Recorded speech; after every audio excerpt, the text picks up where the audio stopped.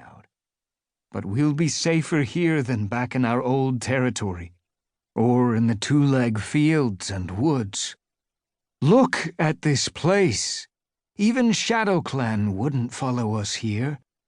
There's no scent of dogs, and these two legs can hardly stand." He turned to the black Tom with the twisted paw. "Deadfoot," he ordered, "take one whisker and see if you can find anything to eat. If there are two legs, there must be rats." "Rats?" spat Ashfoot, as Deadfoot and a smaller brown tabby bounded away. "That's no better than crow food." "Hush," hissed a tortoiseshell beside her. "Rat meat is better than starving to death." Ashfoot scowled and dipped her head to lick her kit behind its matted ears. "We must find a new place to settle, Ashfoot," the tortoiseshell went on more gently. "Morning Flower needs to rest and eat. Her kits will be born soon. She needs to be strong." The lean shapes of Deadfoot and One Whisker emerged from the shadows. "You were right, Tall Star," called Deadfoot. "There are rat scents everywhere, and I think I've found somewhere we can shelter."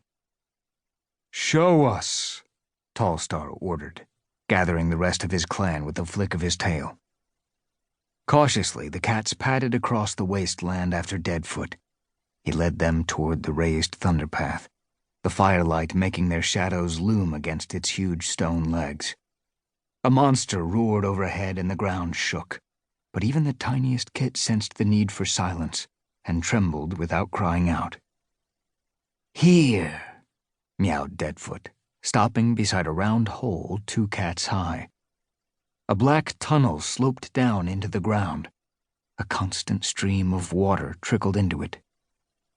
"The water's fresh," Deadfoot added. "We'll be able to drink it."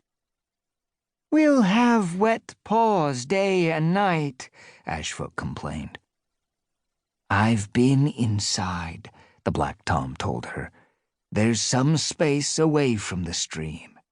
At least we'll be safe from two legs and monsters." Tall Star stepped forward and lifted his chin. "WindClan has traveled for long enough," he declared. "It's nearly a moon since ShadowClan drove us from our home. The weather is turning colder, and Leaf Bear will be here soon. We have no choice but to stay." Ashfoot narrowed her eyes, but said nothing. Silently she joined her clan as, one by one, they filed into the shadowy tunnel. Chapter 1. Fireheart shivered. His flame-colored fur was still green-leaf light. It would be a few moons before it was thick enough to keep out cold like this. He shuffled his forepaws on the hard earth. The sky was finally growing light as dawn crept slowly in. But even though his paws were cold, Fireheart could not suppress a glow of pride. After many moons as an apprentice, he was a warrior at last. In his mind, he replayed yesterday's victory at the ShadowClan camp. Broken Star's glittering eyes as the ShadowClan leader backed away, hissing threats before fleeing into the trees after his traitorous companions. The remaining ShadowClan cats had been grateful to ThunderClan for helping them to get rid of their cruel leader, and for the peace ThunderClan had promised them while they recovered. Broken Star had not just brought chaos to his own clan, he had driven the whole of WindClan from their camp, right out of clan territory.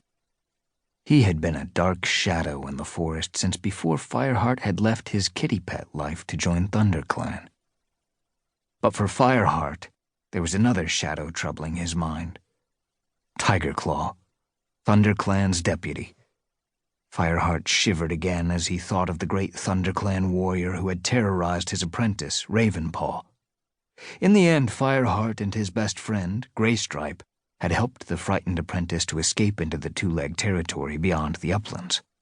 Afterward, Fireheart had told the clan that Ravenpaw had been killed by ShadowClan. If what Ravenpaw said about